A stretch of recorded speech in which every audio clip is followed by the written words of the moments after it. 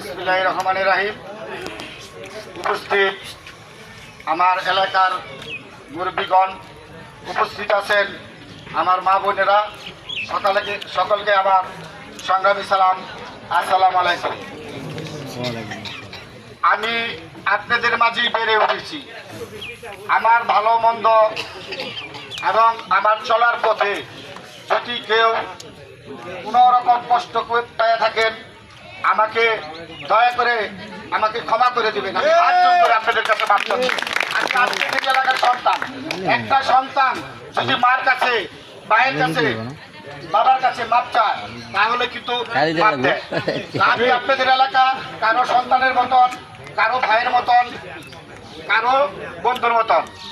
আমি আপনাদের কাছে মাপ চাই। পাশাপাশি আপনারা আমার জন্য দোয়া করবেন। আপনারা যদি দোয়া করেন, আপনাদের দোয়াই আমার মূল শক্তি। আপনারা আমার দোয়া যদি করেন, আমি আগামীতে চেয়ারম্যান ইলেকশনে জয়যুক্ত করতে পারবো। আমি আপনাদের একটা আশ্বস্ত করতে চাই, আমি দীর্ঘদিন বিচার করেছি এলাকায়।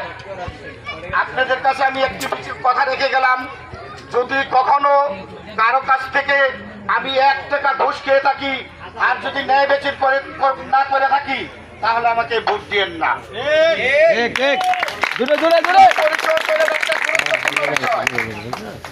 এই ইউনিয়ন পরিষদে যদি ন্যায্য বিচার পায়, এই ইউনিয়ন পরিষদের থেকে যদি জায়গা জমিনের বিচারগুলো সমাধান হয়, তাহলে কোর্ট পর্যন্ত যেতে হবে না।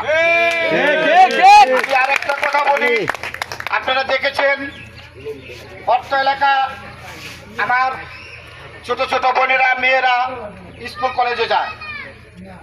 আমি যখন এলাকায় থাকি, কখনো কোনো মেয়েদের ইন্টিজেন্ট করতে দেই নাই। আমি আপনাদের কাছে একটা ওয়াদা রাখি, আমাকে যদি আল্লাহ চেয়ারম্যান বানায় আর না বানায়, আমি আপনাদের পাশে থাকবো।